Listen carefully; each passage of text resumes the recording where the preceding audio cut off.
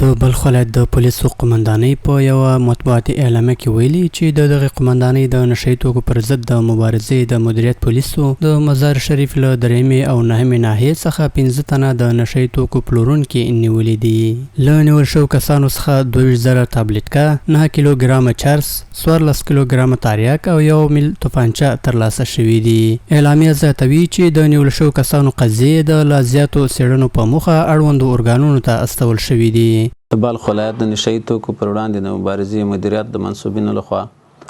د یو لړ کشفي عملیاتو په ترڅ کې چې د 3مې او 9مې حوزې په ساحو کې وو 22,000 تابلیتکا،